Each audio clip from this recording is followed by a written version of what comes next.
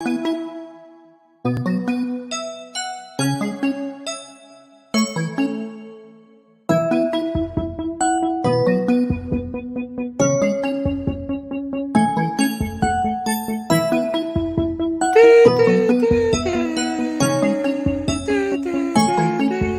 not the forum, it's the winners and losers, and it's not forever young. It's winners and losers.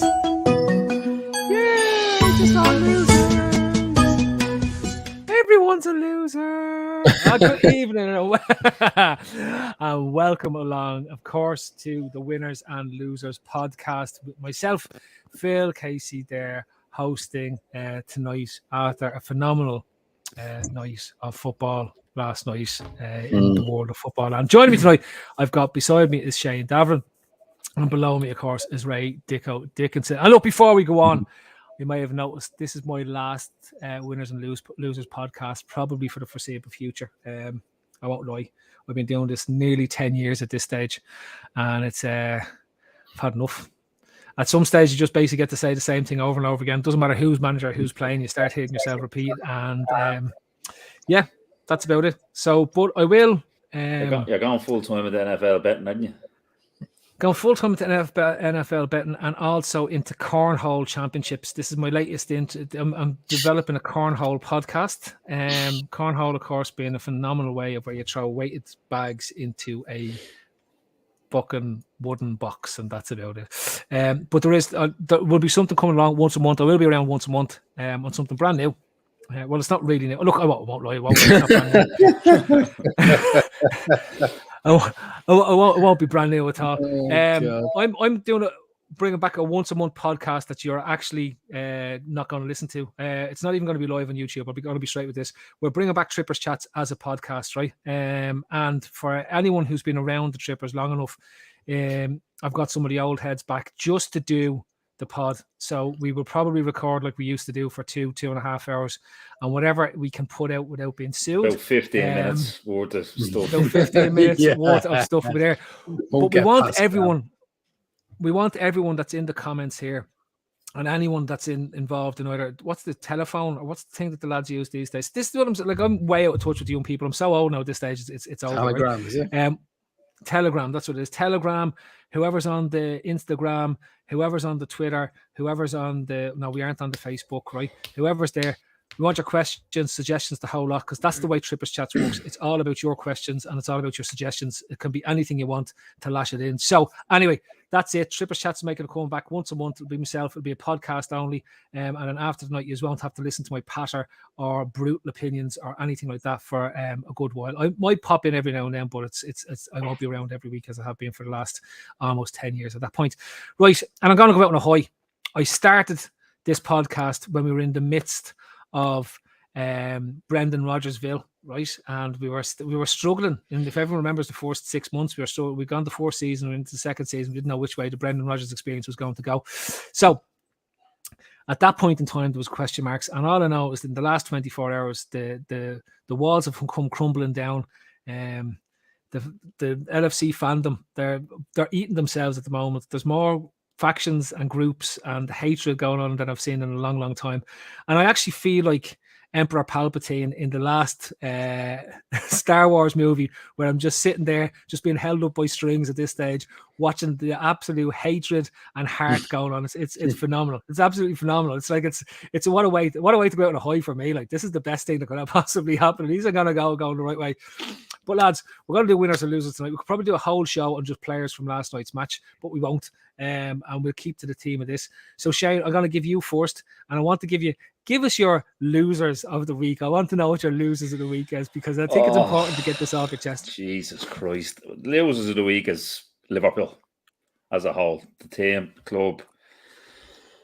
Where do you start? It was... I'm going to kind of start actually with probably the two big talking points, probably Trent and Virgil. So fucking poor. Trent is just kind of oozing complacency, I think, at the minute. Looking for the last while, he just looks like he kind of thinks he doesn't have to do the defensive side of it. It'll be all right. Virgil's kind of the same. They're dangling the leg out. See the memes going around of him as Liam Gallagher all day with the two hands behind his back. But just listen, just in general, as the way it goes for kind of a title race and stuff like that. What's that? We're 5 behind City, are we? After 3 games, and I actually don't really think we even look like winning the fucking game of football, to be honest with you. As mad as it sounds, we were decent, all right, against Palace in spells. Dug it out well to get a point down to 10. Shy against Fulham last night was absolutely abysmal. I thought absolutely abysmal. I thought, like, I didn't really think we looked like scored until we did get a goal, and then after that, what did we made it 2-1 in 81 minutes. Then, like, you think, all right, 10, 12, 13, 14 minutes to go here. I don't think we created a chance then after that, after we scored 2-1. So just with everything rolled into one, I let the two of you come in there. We are most definitely the fucking losers of the week. Dicko, are we? Yeah. I mean, Red Steve said he's got it taped. My recommendation would be to tape over it straight away. I mean, it was appalling. The tape. I can't bring myself to watch any part of it again. Obviously, get the little clips going around on Twitter. That's as much as I can bring myself to look at, really. It was just, I mean, when you think about how we entered that game last night, all the incentive in the world to sort of put behind a couple of poor results, poorish performances. Could have got more than 2 points out the first 2 games. Things have panned out a little bit differently, but look, they didn't. City gave us, I think, the perfect recipe to go at that game yesterday, aside from the whole, United circus that was unfolding in front of our eyes. And we just absolutely, well, as the Americans would say, I suppose, lay an egg, as less cultured people would say, shit the bed. I mean, basically, we went there and we showed absolutely nothing. We were outplayed, we were outthought, we were outworked. That was the most alarming part. We knew there'd be a reaction from United, and we kind of weathered. I thought we weathered the early storm. There was always going to be that onslaught, and I wasn't necessarily disappointed about us.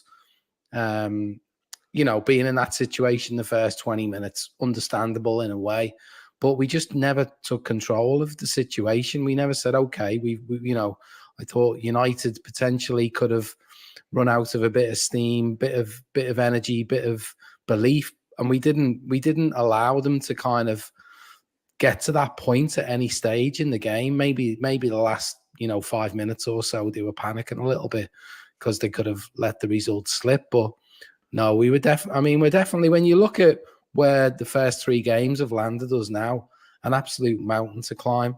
I mean, Shawnee has been very adamant that it's a 2-horse race. I mean, you've got to, this isn't kind of any kind of overreactionary, I don't think. You've got to say to yourself, we're fair and square in a top 4 battle as it stands. We've got to be fairly realistic based on the injuries that we've got. The last time we had an injury crisis of any magnitude, we just about scraped by into 4th. And I think in some ways this is on a par. In some ways it's worse because we're dependent on bodies coming back. And when are they coming back? I mean, Naby Keita again, just an absolute baffling injury from absolutely nowhere. Whether it's a bad luck or bad planning, we're really deep in the shit now. Okay. I've been thinking about this all day. Of course you have. Because I had to do this podcast. It's the only reason I did it. Go out with a bang. Any attention. I literally wouldn't have paid any attention to this whatsoever. But I'll be genuine, right? We made this gamble 2 years ago, and it almost resulted in us missing out on Champions League football. We're clearly making a gamble that we have enough bodies, even though they're very injury prone, because it's not Jude Bellingham or it's not the midfield target that they've identified that they want to build the midfield around, right? Everyone is going on about everything else, and Klopp doesn't get the money and it's FSG's fault and all this type of stuff again. It's not. This is the system. This is the way he's been since he came in. He won't sign a person just to sign a person. We know this, right? He'll only sign someone that he believes in, and he'll only do something that he wants to do. So there's no point in railing against FSG, right? You're basically railing against Klopp if you're railing against FSG, demanding that we sign somebody. He's not going to bring somebody in unless, let's take Bellingham out, because everyone thinks that's the name that's out there and that's who he's waiting for. If Bellingham is the chosen man, he will wait until he gets that player. If he doesn't, he won't. Somebody said, I was waiting for somebody to say to Kabak and Davis, he had to sign somebody at that point because Fabinho, who was the basically break glass in case of emergency, he was gone for 8 weeks. Right? That was it. They needed something. They needed bodies at that stage. It wasn't even a case that they needed players. They needed bodies to fill out a squad.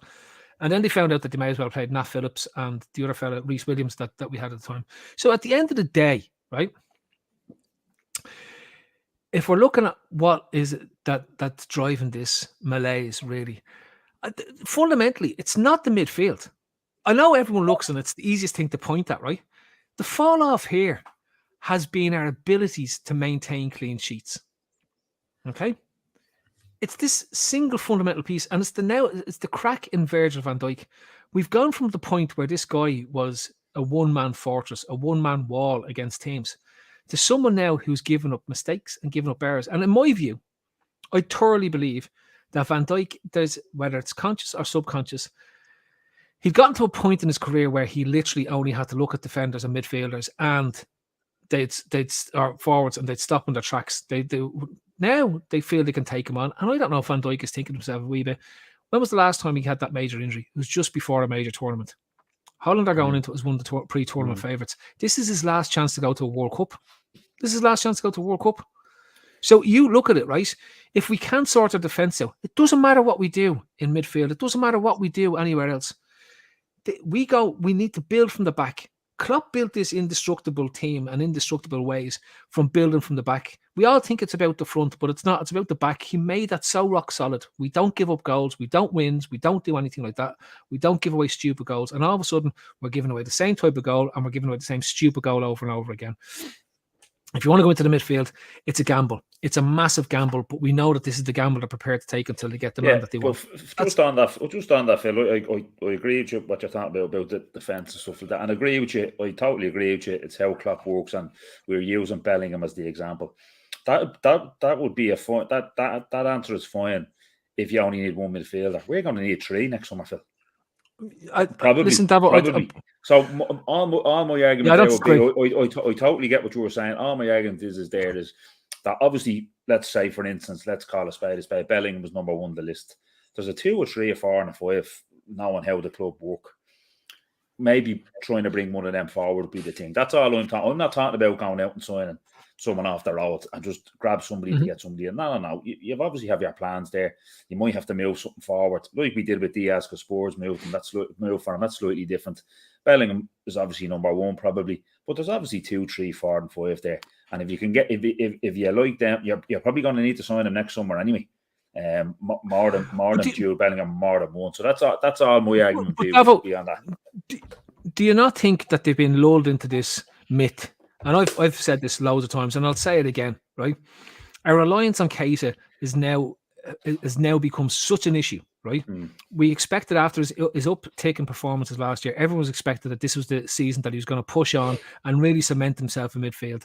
You know, the normal Hendo outists and Milner's the worst in the world fellas, they were delighted because they could see their dream trio of Fabinho, Thiago, and Keita nailing down the midfield. Lads, Thiago manages about 24 games a season. Before he signed, I remember having a debate on this thing. I was saying my biggest worry about Thiago coming in was the amount of games he's going to play when we have to play 50 to 60 games a season. Fabinho was good for at least a 6 to 8 week stint on the sidelines at some point during the season. And Keita, I've said it from the start, his biggest problem is that he really isn't up for it.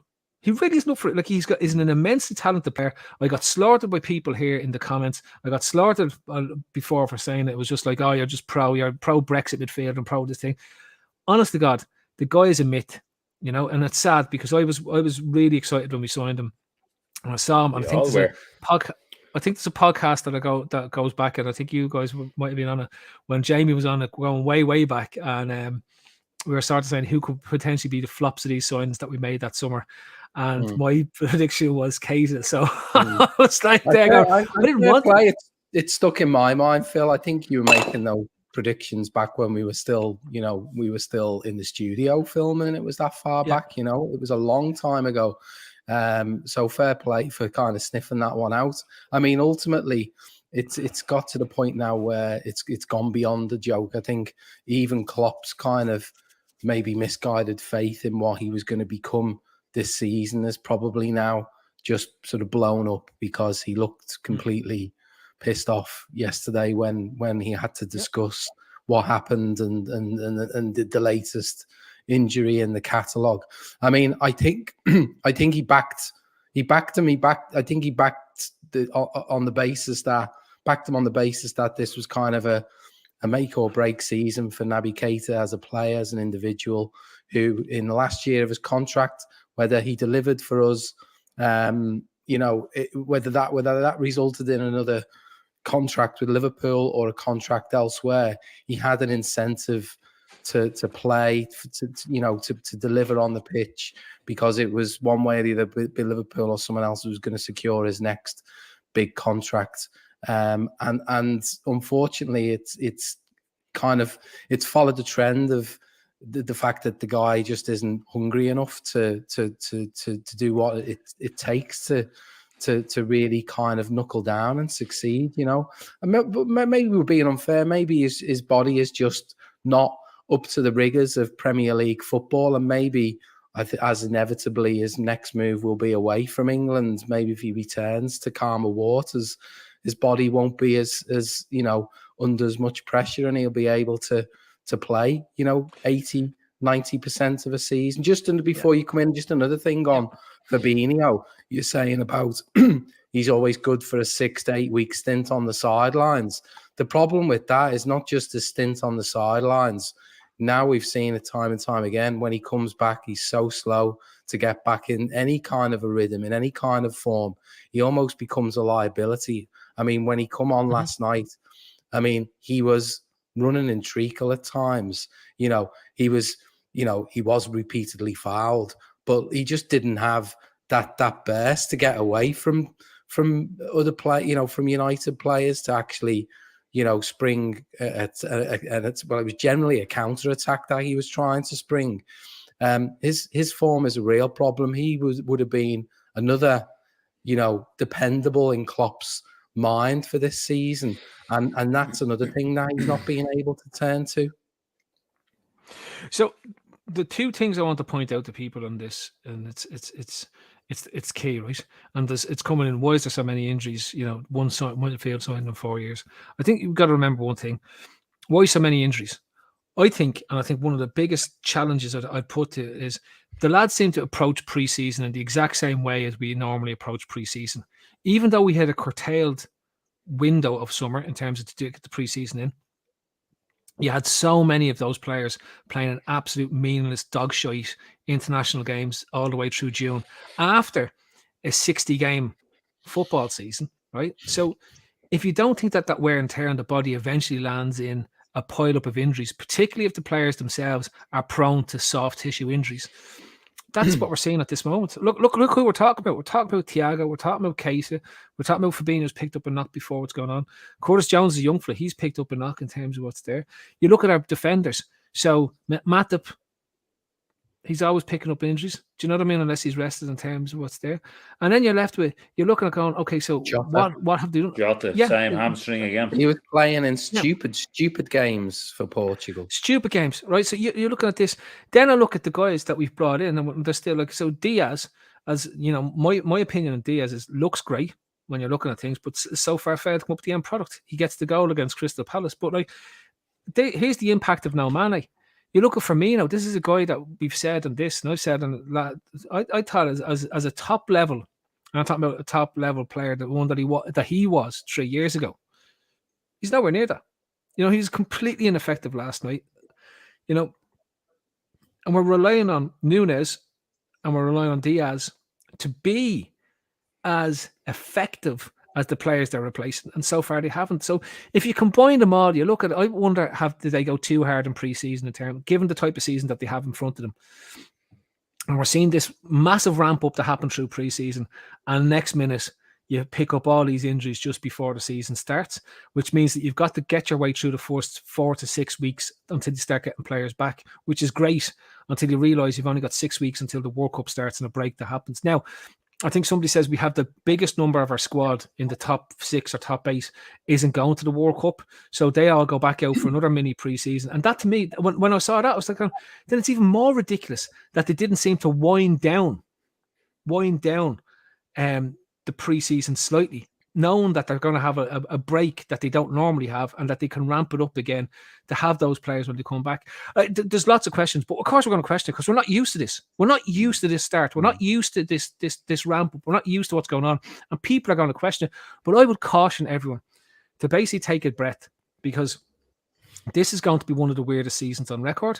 I don't believe it's going to be a 90-plus season that wins it. I think it's going to be more closer to the COVID season, because you have this absolute bastard of a tournament that's stuck in the middle for absolutely no reason to the World Cup. And that's going to flip the switch and change everything again, because you're going to have the cluster of games before, and you're going to have a ramped-in cluster of games after it. And that's going to change the complexion of what this league looks like, because you will get this fatigue through all the squads. We're dealing with it straight away. And my biggest worry is what happens after. What happens after the World Cup? Do we get over injuries and move on or not? And I think the Kanate, Shane, I'm going to mention that the Kanate injury, that guy was just establishing himself as our number 2 alongside Virgil. And for him to pick up an injury, that again, when we signed him, what did we all talk about when we had last year? I hope his injury record in Leipzig is just a blip and that it's not a constant thing. Straight away, we're into this season and he's picked up an injury. My last point. Massive blow. I mean, the fella was phenomenal in the Champions League final, and he doesn't even make it into the first league game of the season. Such a massive blow. And I think it affects, we're critical of Virgil. If he has a solid, partner, a real number 2 who's increasingly improving, game on game alongside him, instead of what's turned out to be 3 different central defensive partners already in 3 league games. I mean, and who knows who's going to start against them on the impact kind of goes further down the road as well, Dicko, because like Nunes obviously gets suspended.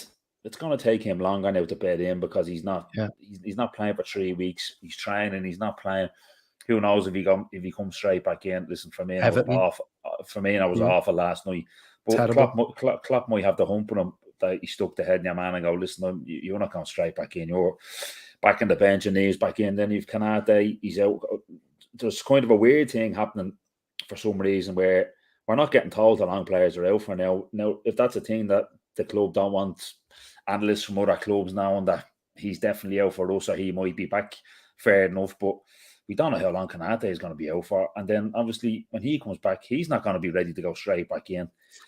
Beside Virgil to the level that he was at. So it pushes everything down to the road. And like Phil said, it's probably looking like something that maybe after the World Cup rolls around, maybe that we start seeing some sort of continuity and a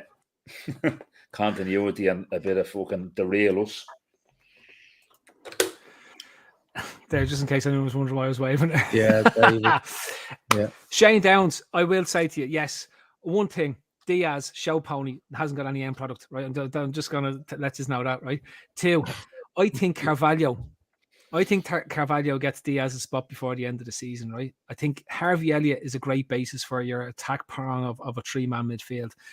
And there's a part of me that says, so the Henderson thing that people are going on about, let's not forget, lads, these fellas, and it's again the same core of players that Klopp is sticking with, right? Played 60 games last season, more than absolutely anybody else. Players have form. Players go in and out of form. This is a natural part of what happens in football. I really wish we could see him maybe be a bit more, and it's very unlike Klopp, but not unlike Klopp, but very unusual. But I'd throw some of the younger players in. Throw some of the younger players in. I genuinely would. Jerkal, I'm way off on Diaz. He's a street fighter. Fantastic. That's great. But a street fighter who can't finish his dinner is no use to anybody, right? He reminds me of Prince Naseem Hamed. 4 smack on the chin and go down, right? He's like, it's great. Step overs, tricks. He reminds me of Dusan Tadic at the moment, right? So lots of flair, lots of fantastic trickery, lots of, oh, that's close. No end product. No end product. You know what I mean? So it's like you can give out Salah all you want. Fella turns up all the time, week in, week out. Bang. Salah, that's your man. That's what you mightn't do much for 90 minutes, but he'll score a goal, and that's what you want. And that's what we need from Diaz. That's what we're missing from Mane. If Salah doesn't score, Mane scores. Do you know what I mean? Like this is what we expected from him. So his Palace goal. His Palace goal, fantastic. He scored 1 goal. He scored 4 goals last season. So he's got 5 goals since he signed for us. Prolific. What's that about? 96 games he's played in. So come on, let's be real here. Right, lads, 15 goals for Diaz this season. You'd be looking to get 15 assists from Diaz this season. That might 15 goals. I have a bet with Steve O'Daly that he'll score no more than 5 goals this season. Right, honest to God, that's straight up. When he's back on Trippers chats, he can go through the range of bets that we have. Right, league goals. Is Davos, it? 5 league goals. What? 5 league goals. 5 goals. 5 league goals all season. He's a big fan. Steve was a big fan of Diaz, and not having it. Not having no end product. Great step overs. If you want to see some flashy Instagram skills, he's the right fella to look at. If you want to see end product and results, he'll be gone as soon as Jota comes back. Who's gonna like? Why would you keep playing a fella who's ineffective around the box? That's what's going to happen. Anyway, where are we going to? Right, next. What we're talking about. So, Davo, we just go with you. What's your winner? On my winner, Harvey Elliott. You just mentioned him there. I think he was the best of a very bad bunch, but I thought his performance was commendable. Now, out of the 11 players, I thought he was the real bright spark. Great to see after the bad injury he had as well. But he'd some lovely touches. He was actually, I thought after 5 minutes of actually putting our group, Elliott looks lost. Couldn't get on the ball, but then after that he just kicked into gear. He was available all the time, and all of our good work went through him yesterday. So I'd give Carvalho an honourable mention. I thought when he came on, he did more when he came on than a lot of them in the 10 minutes or 20 minutes he came on. Than a lot of them, I thought he done very well. Excited to see him play a bit more. Obviously involved in the goal, but I thought, kind of from a starting point of view, I thought Elliott was really the bright spark. If you go through the team, like Alisson probably stopped at being embarrassing. Trent and Virgil were dripping complacency. Gomez is not getting very close to just thinking he's done, because it's harsh on him. But because of his injuries, when he gets in, he needs to take his chances, and he is not doing that at all. Robbo's been way off for a while. Milner and Henderson, poor. Milner shouldn't be starting games. And as you said about the front three, Salah turns up, gets a goal yet. No issues there for me. Now Shite and Diaz needs to do more. So really, Elliott, I thought, was really the bright spark yesterday. And looks like with the injury situation, with the Keita situation, anyway, I think he's gonna find himself starting a hell of a lot more, and he's gonna get a run of games, pardon, and he knocks himself. So, which would be great to see how it pans out for him. Yeah, Dicko. Yeah, I mean, Harvey Elliott, he has been a bright spark the first 3 weeks. I mean, all I would say on it is, in some ways, you wouldn't necessarily, want him to have been starting, games. I've got, for me, he would have been, great as someone to come off the bench last night for the last 30 minutes if we would have had, obviously, more options in midfield to start the game. I think he's gonna, because of all of the injuries around him, I think he's gonna really establish himself. So on a personal level, I'm sure he's absolutely thinking to himself, this is my opportunity to grab, a position as a first choice in this midfield. And to be fair, he's done himself absolutely no harm in the first few weeks. Fully expect him to start at the weekend against Bournemouth, potentially Carvalho as well getting a start. I'm going to the game on Saturday, and I really would like to see the two of them start. I think, it's a Bournemouth side that we should be beaten handily, despite what's gone on in the first 3 weeks of the season. His injury last season was a travesty, really, because he was just really getting into his stride. So, yeah, I think he's going to be a mainstay for this side over the next, number of years, 5 years, whatever it is.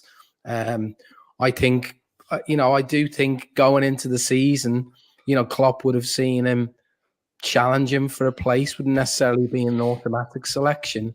And I think him and Carvalho would have been, in Klopp's mind, sufficient to be those kind of number 5, number 6, or number 4, number 5 midfielders, with other lads being available. But look, he's got his chance now, and hopefully he'll kick on.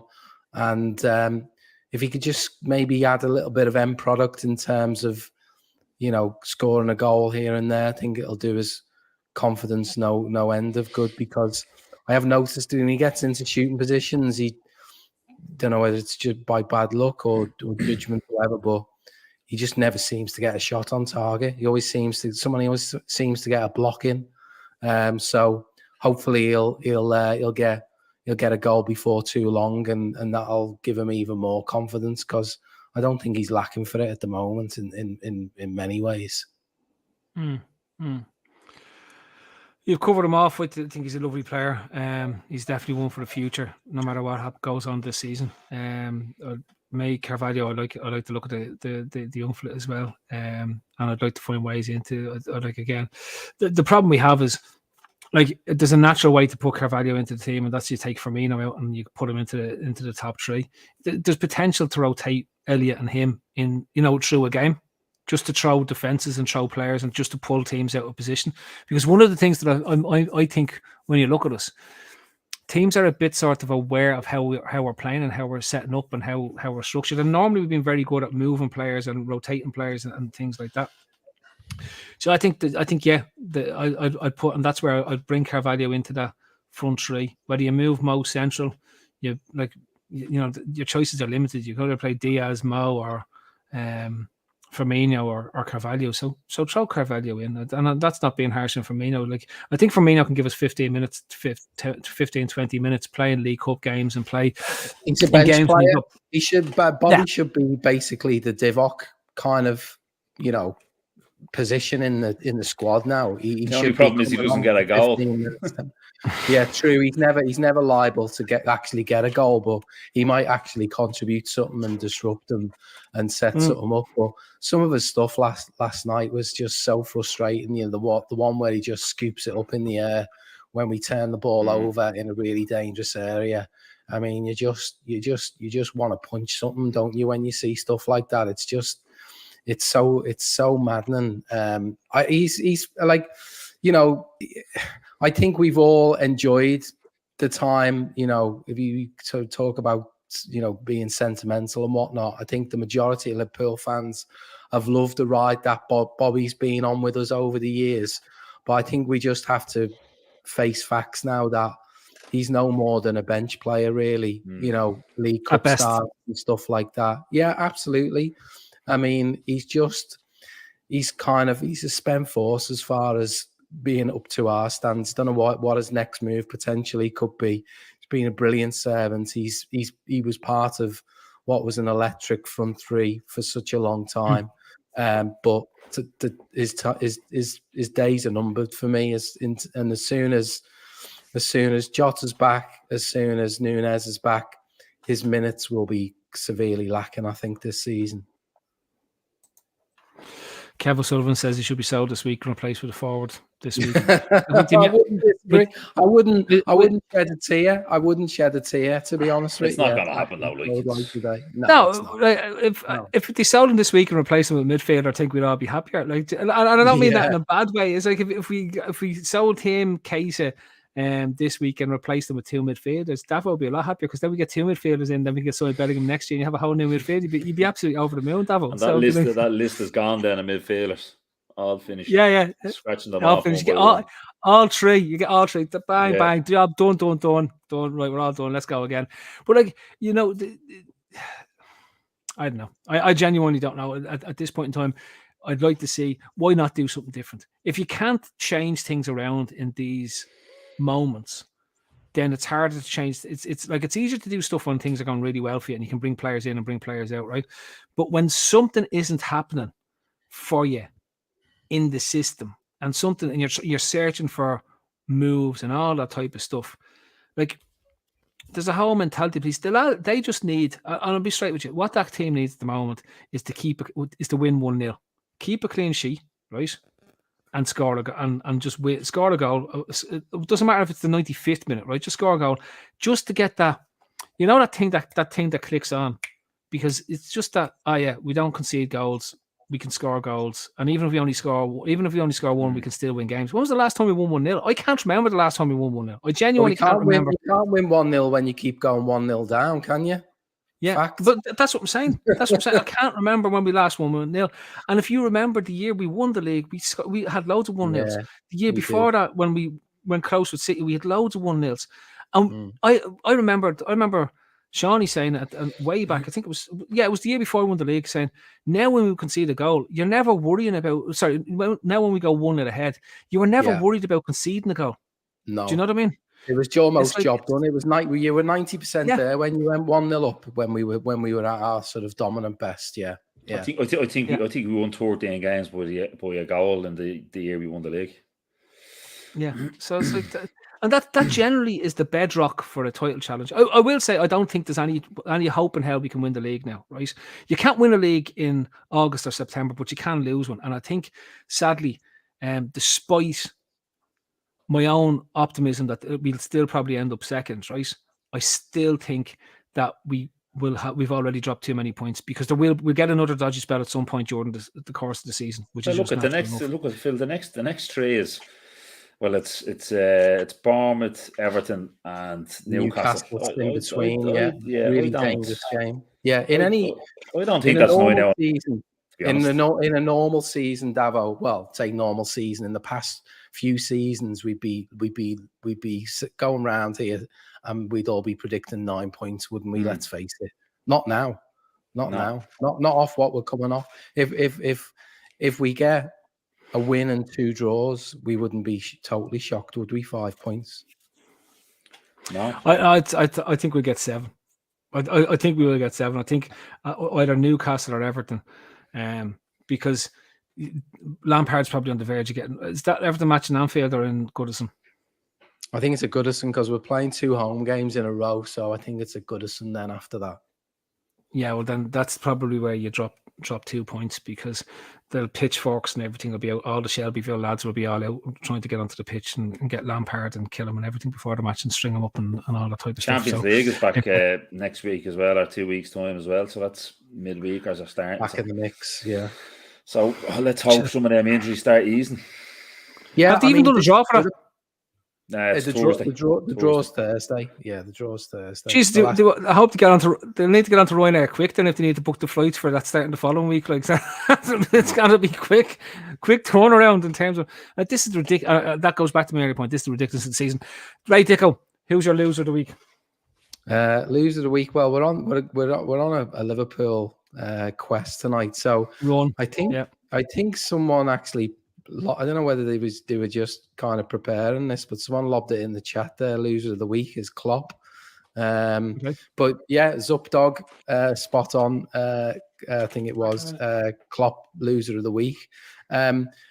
Let's just start by saying, some of these crazy shouts. I was almost tempted, tongue in cheek, to put hashtag Klopp out next to my name on this tonight, just to see if that stirred any reaction on before we even got started. But we've got hashtag FSG out, well established now. I wonder how long it'll take for hashtag Klopp out to become well established. But no, on a serious note, anyone who's jumping in at the deep end and saying, it's all down to Klopp, he needs. I think I've seen a tweet today is, what one Premier League, one Champions League in 8 years, it's just not good enough.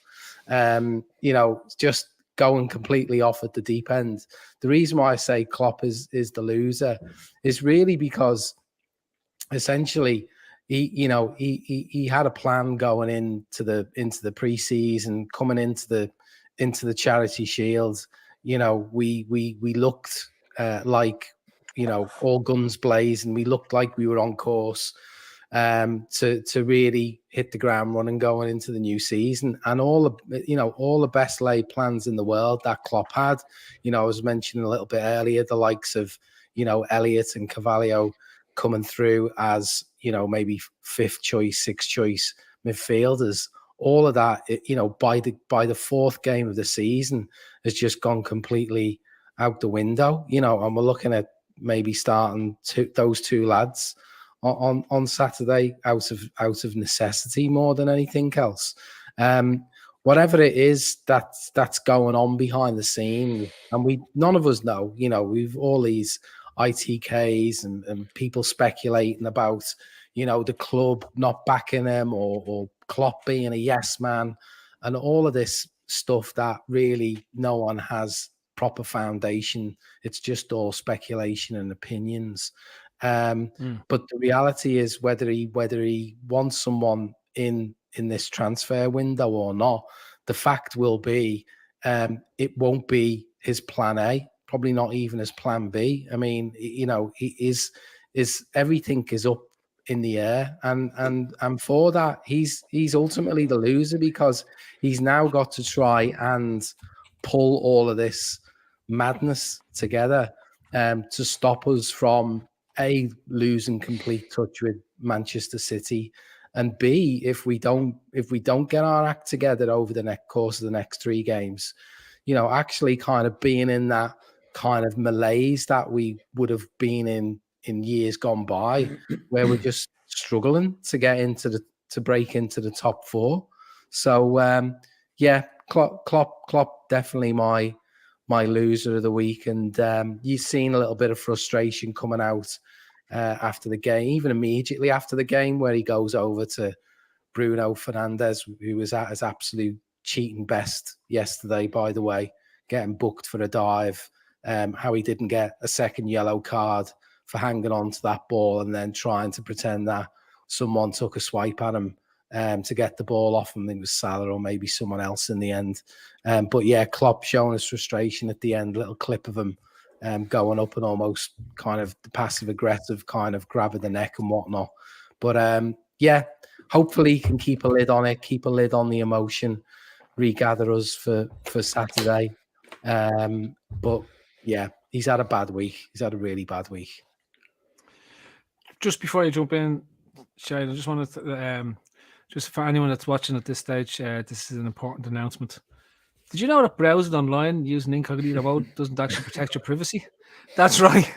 Without added security, you might as well give away all your private data to hackers, advertisers, your ISP, and other prying eyes. IPVanish VPN to make it easy to stay truly private and secure on the internet. IPVanish helps you safely browse the internet by encrypting 100% of your data. This means that your private details, passwords, communications, browsing history, and more will be completely shielded from falling into the wrong hands. Even your physical location will be hidden. IPVanish makes you virtually invisible online. It's that simple. You can use IPVanish on unlimited devices without sacrificing speed, your computers, tablets, phones, even devices like your Fire Stick when you're streaming media. Whether I'm at home or in public, I don't go online anymore without using IPVanish. IPVanish is offering an incredible 70% off their yearly plan for our listeners with a 30-day money-back guarantee. That's just like getting 9 months for free. IPVanish is super easy to use. All you have to do is tap one button and you're instantly protected. You won't even know it's on. Stop sharing with the world everything you stream, everything you search for, and everything you buy.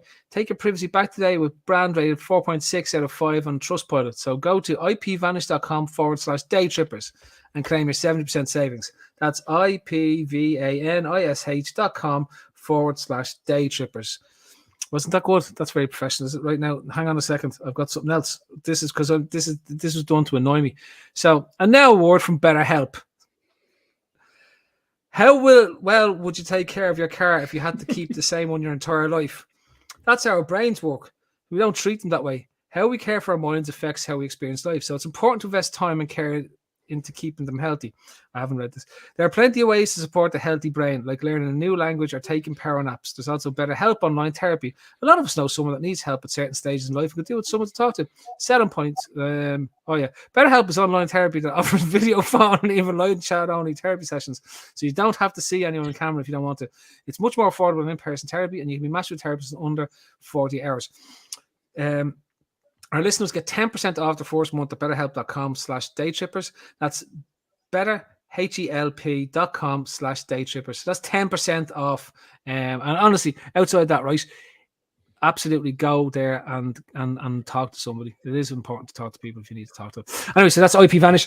That's what's happened to Liverpool's title credentials and BetterHelp. You might know anybody in Anfield, send the lads on and we'll give them a trip, a reduction off the day trippers. They get 10% off. So if you want to give Hendo or Milner or any of the lads that you've been abusing online a shout, send them over towards betterhelp.com. Right, so that's exactly what you want to do. Right, where are we now? We said Klopp is the loser. Davo, Klopp is the loser. Oh, look, Dicko said it there. Look, he's had a bad week. And I think if you kind of remember back to that COVID, wasn't it? They're losing the 6 home games in a row and no fans, and he looked absolutely just bereft. He hated it. He'd obviously, after losing a family member, he couldn't go home for the funeral. He just looked like he was totally hating football. Now, I don't think it's that bad this time with him, but he, like Dicko mentioned, like passive aggressive there with Bruno Fernandes. Like the frustration is coming close, I think, with him. He's not happy with the injuries. I'm not saying he's gone kicking and screaming for a midfielder and telling them no, and that's why he's frustrated. I'm not saying that at all. But I think he's really, really frustrated with the way the injuries have hit. So many of them, he mentioned it last week in a press conference, he thought there was a ghost or a witch, he said, in the training ground, because every time someone knocked on the fucking door, it was bad news to do with injury. So I think he's really, really, really frustrated, and it's been a tough week for him. Look, he's going to turn it around, no doubt about it. We've a must win on Saturday, so hopefully we can fucking do that, because Jesus, if we thought things are bad now, we don't win the weekend, all hell fucking break loose. But he's had a bad week. I think the injuries are kind of hitting him as a sucker punch, and he's going to need them to clear up big time. I've no opinion. Listen, when you get beaten by United, having not been beaten by United for donkeys, like it inevitably was going to happen, right? And I could have, I just knew we weren't going to win that match. There was too much confidence. There was complete overconfidence, right, going into it. And even I agree with you. We slept walking into a field. We were sleepwalking into it. And there was so many parallels to the Fulham game, to be honest with you. There really was. I mean, almost, even down to kind of the crowds and not really anticipating how their fans would be up for it and stuff like that. It just smacked to that, and we were sleepwalking. And the only difference really between the Fulham game and that game last night is we didn't get ourselves 2 goals behind at any stage against Fulham. Yeah. Obviously last night we did. That was the crucial thing. I think if we could have kept that game within 1 goal, we could always have got something out of it. It was just a bridge too far to be 2 goals behind ultimately for us. Dicko, so there's so many teams you can go, and it's always reactive because the emotions are raw. But like ultimately, Klopp hasn't had a bad run like this since the season before last, and there's always excuses. And again, we have excuses in this instance, right? At some point, you can just hope this team is going to bounce back. No matter what you do, the amount of quality that sits in the team, you're going to bounce back at some point, right? So, looking at that, looking at where City fallen down at the weekend as well, in terms of the Newcastle game, is there a way to be positive in where we sit at the moment? I mean, 5 points is look, it's not insurmountable. There's only 3 games to go. Flip side is there's still 35. there's only 3 games gone. There's 35 games to go. So there's a hell of a lot of the season still left to turn things around. And it's a kind fixture, Bournemouth at the weekend, really, to try and reestablish a little bit of confidence, a little bit of swagger, hopefully, and then carry that forward into a midweek game against Newcastle, when hopefully the crowd will be, reinvigorated and we'll be ready to go again.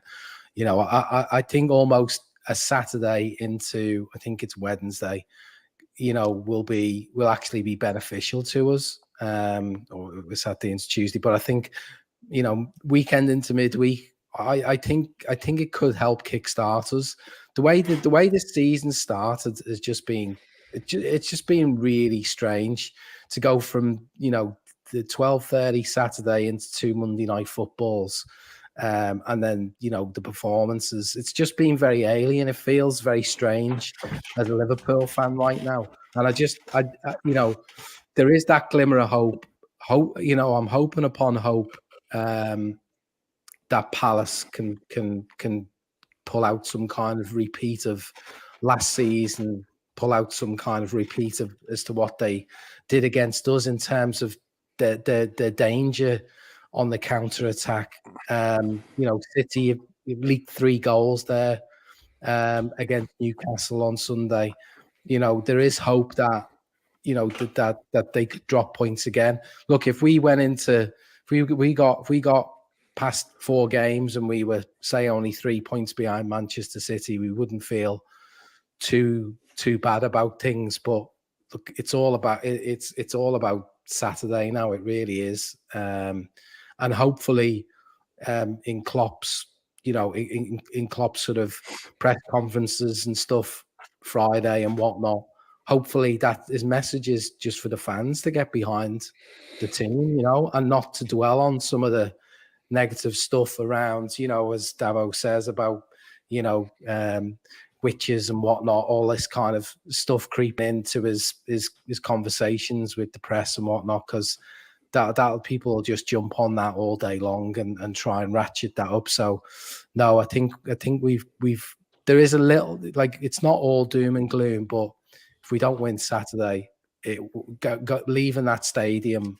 if I'm leaving that stadium on Saturday and we haven't collected 3 points, I'll feel like the season from a winning the league perspective is just not going to happen. Right, I'm not going to keep going into the down notes, so I'm going to go one, because for me, the loser of the week is narratives, right? Narratives falling off all over the shop. So let's remember, right? Newcastle. Okay. Newcastle was a sports washing, horrific branded piece of football that nobody will ever take seriously and pay any attention to. By this weekend, they were being celebrated as the team to topple Manchester City, and they were refreshing breath air to the team, right? Eric Ten Hag was being sacked, and Cristiano Ronaldo was getting the job. Now he's the greatest manager that's ever walked. He swore on live television, and that's amazing because that's never been done before. Manchester City were invincible, and we're running away with the league, and that's narratives gone out the window. All the narratives that are broken this season, just completely broken. Chelsea, we've talked all night long. Chelsea were beaten 3-0 at home by Leeds, right? Leeds were at home, and that was a very, very fair reflection of what unfolded. When you say Leeds were at home, it makes no difference, Shane, because both sets of fans are identical. They're the same people. It's like looking in a mirror. It's the Spider-Man meme. They're both pointing at each other, right? They just have had different times when they've been popular and famous. It's the exact same thing. So all the narratives are upside down, Bob. There is no narratives. The narrative is dead. The Liverpool narrative, the high line defense, they're great, and it doesn't work. Now it actually doesn't work. It's like they're being got out. It's like, wow, found out big time. Yeah, everyone who was banging on about it last season can finally start saying, but we told you. We told you. The stuff all over the shop. That's a great one. Kev, the Laszlo Panaflex, Mitrovic can't score in the Premier League. He can. Clearly can. Narrative gone out the window. Right? Yeah. So it's It's like narratives are the losers of the week because it's all gone Pete-tong. But eventually everything reverts to the mean. So if we can get a nice narrative going that Liverpool are still challengers for the league, that's what's going to happen. And you think it into existence. So it's the really only important. thing I want to happen this weekend is for Arsenal to win and Arteta to get manager of the month, because we'll be back to that position again. The Arsenal narrative is fantastic. They're booking the all or nothing trend on Amazon. Normally the team goes absolute to melogian, right? But what's beautiful about it is this time last year, Everton were the danger for winning the league, right? They were remember Rafa was amazing times in Goodison.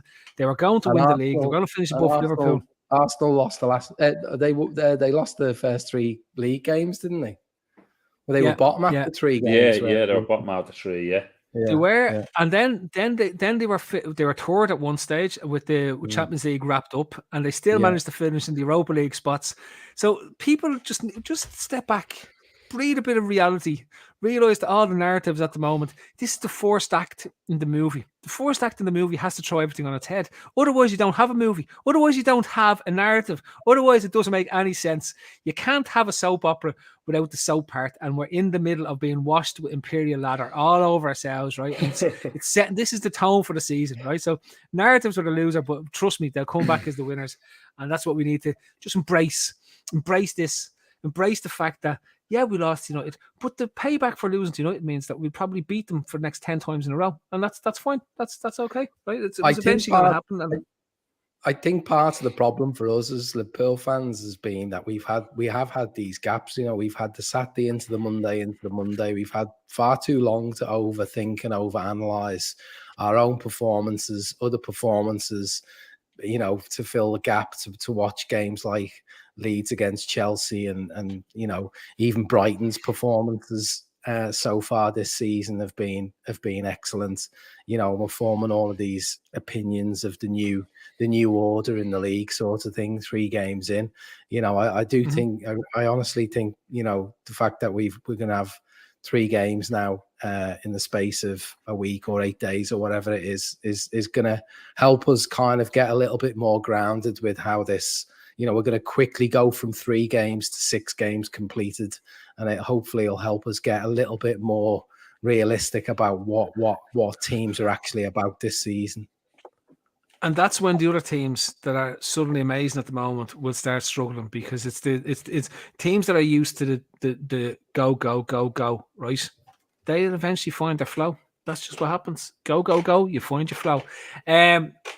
And some of these teams, by the way, these teams have had to play League Cup games as well this week. So, there'll be those added components to maybe how results go over the next, couple of weeks.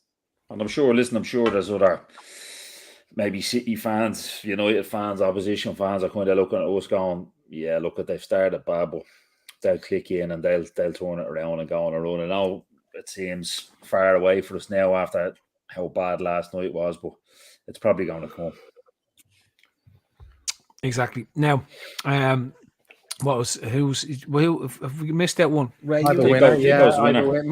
My winner of the week was City. The obvious one for me was City, because they went to probably one of the trickiest places to go to this season. From a if you're a City, a Liverpool, a Spurs, an Arsenal, Man United, I think that's going to be a really tricky place this season to go to. St. James's Park, they've got players who can hurt you. They've got goals in the side. They've got a really, I think, probably the best England goalkeeper around at the moment in Nick Pope. They've made some pretty shrewd signings. Still got your man, what was his name, Bruno Guimaraes from last season, who was a revelation. I think they're building something steadily there. When I'm sure they could be going out and splashing a lot more dough and making even more ripples. But the City, obviously they take the early lead, look like business as usual, and then Newcastle go 3-1 up, and you're thinking, oh, hang on, maybe City aren't as invincible, but fair play to them. They come back. You kind of almost expected it. You almost expected them to go on and win the game once they got it to 3-3, but they got out of there with a point, and I guess they wouldn't have necessarily thought that was going to be enough to maintain or extend their lead over us. But ultimately, they've kind of, they've seen Chelsea getting beaten. They've seen us getting beaten. I don't think they'll be particularly worried about Arsenal, even though they might be a little bit annoyed that two of the players that they let go there seem to be doing great things, but that's probably a minor irritation on the grand scale of things. But City, I say Palace this weekend. Hopefully there could be a repeat, but I think they are probably feeling pretty comfortable about things right now. And Haaland looks like he's going to score 2 out of every 3 games. I think he's definitely going to score more goals than Núñez, even though some people before the season started were willing to argue against that being the case. But feel fairly safe that Haaland will end up being top goal scorer this season. My winner of the week was Newcastle, and I've no time for the whole the Newcastle project in terms of what it is. I think I've been quite open about it. But when I step back and look at it, like what your man Eddie Howe has done is like he's spent about the same at the moment as what other teams like West Ham and stuff have done, right? And what he's managing to get out of the team, park the whole project, right? And this is what I said about the narratives. I've absolutely no truck and no time for what's going on there, particularly with the Saudi regime and everything that sits around it. But I will say Eddie Howe is doing a phenomenal job at Newcastle. He's they're getting results now. They've taken that run of form they've had since February and they've brought it into this season. Now, how long that lasts, I don't know, but you have to give him credit. And when I go back and I look at how the City project was set up, they used Mark Hughes. Like there has to be a setup man. There has to be a setup man that gets you there, right? Yeah. And as much as Rodgers gets slaughtered by us, he was our setup man. He took us from the shite that we had to deal with up until then. We dealt with Hodgson, then we dealt with Dalglish in terms of what was there. But it moved us in, and Rodgers did move us on from where we were. Moved on and allowed the team to put the structure and put everything in place. Hughes moved City on to the point that Mancini could come in and win the league. And if Eddie Howe is their move on man or their setup man, then Newcastle are putting in horribly in terms of a football, a decent thing. I'm And they've been the opposite kind of the City, Phil, in the sense that I think Robinho was in the door about a week after. City, whereas Newcastle haven't gone down that road at all. They've been kind of very pragmatic with their sign and spend some money, but not gone fucking stupid. And they do listen. They do really look like he's doing a really, really good job. How he's I've seen something about kind of Gerrard and Lampard being the press, the love in with them for the press with the English managers, but it was Eddie Howe, and I actually can't remember who the other one is. Eddie Howe and someone else, but really should be the press love in boys, the managers that the press are having a love in for with the job that they're doing. Well, the Brighton fella, what's his name? Graham. Graham Potter. Yeah. I mean, you can see the next England manager being one of those two. Realistically, it may be that, Eddie Howe kind of parts quite amicably with Newcastle when the time's right, and he takes the position.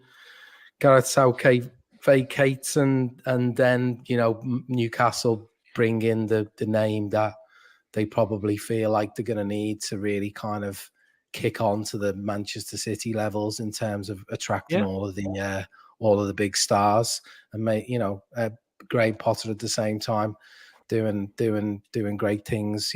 Some of the players that he's bringing in, they look excellent. So obviously their scouting is working really well, and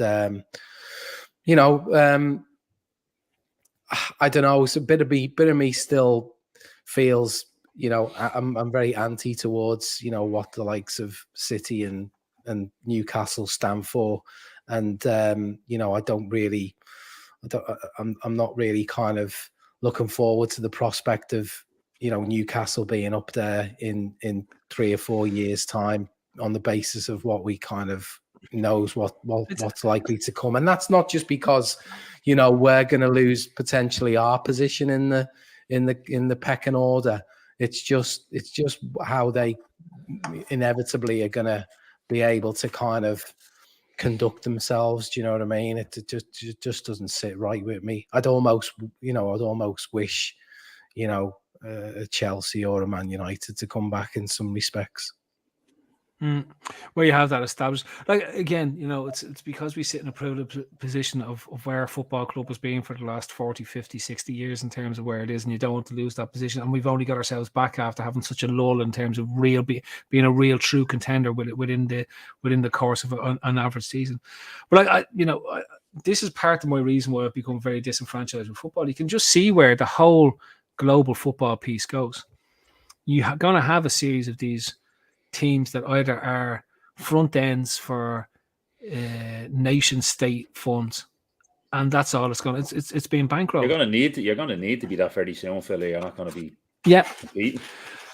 Like, I think there's an inevitability that Barcelona in its current state, one of them comes in. Whoever's the next nation state that wants to get involved in football, some sovereign fund's going to come in and just pump it into Barcelona, buy out the members and say, yeah, look, we'll come in and we clean up the mess, and then they'll be back being clearing off that debt, and away it goes again. So then you have another nation state in, like the way Qatar's in at PSG, and you've got the Saudis in at Newcastle. You have the Abu Dhabi lads in at wherever it is. And I don't know where Dubai is at the moment. Maybe they're sitting around waiting to see what's going on. I think especially after the weekend with the boxing, I think it shows you like sports washing works. It works. Sky aren't pushing that narrative, Phil, anymore about Newcastle, because it's Newcastle are on telly. They have the product once a month. They have the product. Yeah, they're not going to keep ramming it down people's throat. There was a girl thrown in jail or sentenced to 34 years for retweeting a couple of things in Saudi Arabia when she went home from college. You obviously had the Khashoggi thing. You have fellas on Sky. Mm-hmm. Any chance they get to go with the live golfers, they're having a pop at the live golfers. Sky Sports box office had the Joshua fight the weekend, and there was fucking nothing said on Sky about the regime over there and like that. So I think if it shows, as sad as it is, it shows that it's sports washing, it's working, and it will work. Absolutely, and will continue to work. And sadly, and not sadly, but it's just the way it is. Fans will lose their morals because humanity is bred to demand greed and success, and that's literally what it will always boil down to, right? And I'll finish on this, and it goes back to my narrative piece as well. There was talk all day yesterday about United fans crashing the game and smashing the place up and smashing the teams up and smashing the buses up, right? What happened was they took the lead and they forgot that the Glazers were terrible and they wanted the Glazers out, right? And so they don't care. Once they're winning football matches, they're petulant school children. And essentially, that's what's been going on there. And they were given such airtime about wanting to save football and save humanity and look for everything that's going on. But in reality, of all the crowds, the United fans are the most petulant school children bunch of the whole lot, because all they want to do is throw their toys out of the pram when they don't win football matches, okay? And in reality, they should be standing up for something great. There was a brief moment after that forced protest that other fans from other clubs were saying, right, let's try do something. Let's try change things. Let's try make something happen, right? But that's gone. And that goodwill was lost very quickly. And when you see what happens last night in terms of the match, when the Liverpool fans started slagging them, what are you still doing here? Why are you? I thought you were all walking out when they're trying to get a chant going. And then eventually they end up back with the same chants that even their own supporters groups and the rights and their fan groups are saying, don't be singing those songs. They're straight out singing the songs. Why would anyone want to support that? Do you know what I mean? I hope the Glazers take every single penny out of that club. Every single penny, right? I hope they invest it all in Tom Brady's next ring, right? Whether it's a Super Bowl ring or just a joint inflatable ring he wanted for the sitting in Key West, right around Tampa, just so he can relax his big bum, right? In terms of what it is, I hope they take every penny of dividends. I hope they let Old Trafford fall apart, right? Yeah, because honestly, you know what? And I hope they invest in a new ship that sits at the end of one of the. Behind one of the end zones there, one of the pirate ships that the Buccaneers have. If they can put a new pirate ship in maybe the other end, instead of investing in Old Trafford, I'm all for that.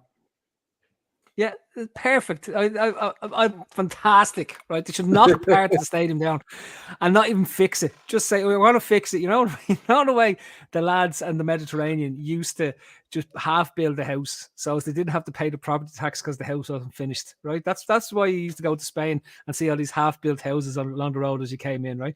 Hopefully do that tax break and then just leave the half unfinished with a bit of a pirate ship sticking out the side. That'd be fantastic, right? I think that's exactly what the Premiership football is all about. A half-built pirate ship sitting on top of Old Trafford on the Old Trafford Old Ferguson stand, and just a pirate ship sitting on top of there with Captain Redbeard or something floating down from the top. That'd be perfect, great, and letting a cannon off every time. Watch your man, Marcus Rashford is onside. That would be amazing. Just out of VR. He wasn't onside last night, I tell you that. That's a phenomenal decision of VAR. But I won't get into. I'm not going to ruin VAR on tonight. Okay. Anything else you want to? Good point from Ashley though. That you know the clip of the protesters forgetting about it as soon as Casemiro showed up outside the ground, like, you know, that summed it up really, didn't it? I mean, it was some PR stunt really when you think about it, to make sure that they timed that sign and to the point where okay, he wasn't eligible to play last night. Actually, it was a greater impact by unveiling him on the pitch and having, you know, the camera constantly going on him. And the fact that Casemiro is just an absolute, you know, jinx machine when it comes to Liverpool. I mean, just get him in the stadium and we turn to shit. He doesn't even have to be on the pitch. You know, his record against us is phenomenal, isn't it? So, you know, we've got little hope of beating United now for the next few seasons, presuming that he's playing, because we just don't seem to be doing anything when Casemiro's in the vicinity. But no, I mean, they moan and they, you know, as you say, they're like little schoolboys. They you know, they go on, they bang on about the lack of investment, the money that's being taken out the club and all that sort of stuff. And then you see tables of what they've actually spent in the last 10 years on players in comparison to any other club, really. You put them up against any other club, not just Liverpool, but any other club. And it's embarrassing the amount of money that they've actually spent and where that club is actually headed. Last night allowed them to forget all of what is actually going on there. It's still a circus, and they could easily revert to type, you know, at the weekends over the course of the next few games.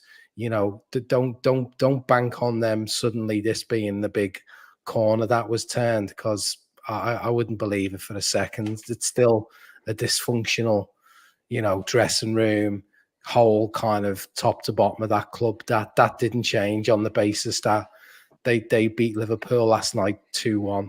It doesn't change an awful lot for me. Yeah, I only saw this thing about Ronaldo snubbing Cara. Madness. I'll tell you, the one thing that came in my head is when he did it the first time, he should have just. If White Carragher turned around the second time, I would have just like good luck to you, right? Just whatever. Do you know what I mean? I wouldn't even, like. You know the type of guy. You know the type of guy that Ronaldo is. He's a small time guy, he's petulant, and he's just a small time loser. We know that what the situation with him. I wouldn't bother. I would just offer him a can of Coke or a can of Pepsi and see what would happen then. He would have thrown his ties out of the pram and run off crying to the stands. That's exactly what the type of guy Ronaldo is. None of that bullshit. Cara should have just gone into full, I'm on the M62, gonna put my head out the window mode at that particular time.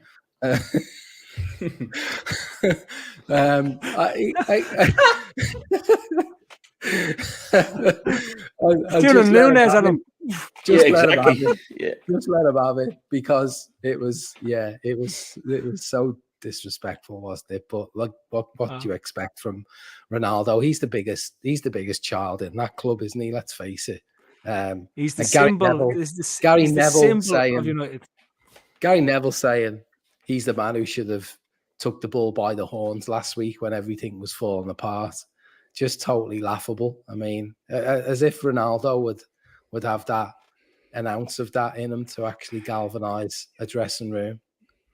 Do you think Ronaldo should actually be the pirate king for that half-built pirate ship? You know, doing one of his little jumpies. Do you know what I mean? Like on just like just on top of the pirate ship. Preston. And away he goes. He's gonna have to find something else to do because I think I don't know if he's gonna get much. I don't know if he's gonna get much game time over the next little while. You know what I mean? He's who cares? Let's be frank about it. Absolutely, that's yeah. all. I know. Right, we're about up to 1 hour and 15 minutes. Okay. Thanks for everyone for watching. I want to say thanks to everyone for watching over the last and listening since 2013, particularly with me. It's been a pleasure. It's been an honor to do this for you. It's been fantastic what Gav has done since he's taken it on.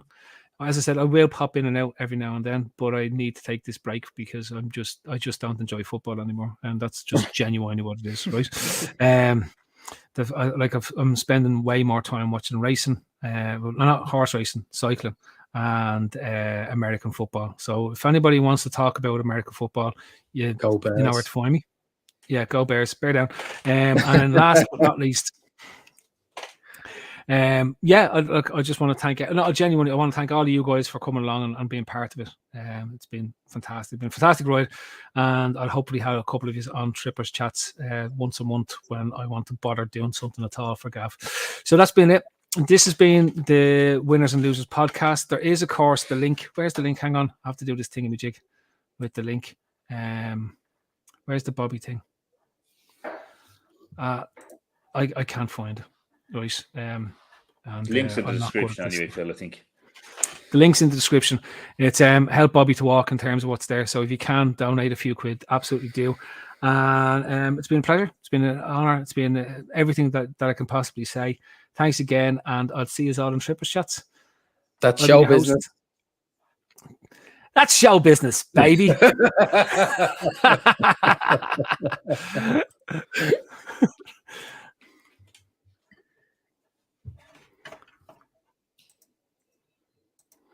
Does this thing work? I don't know how this bloody thing works.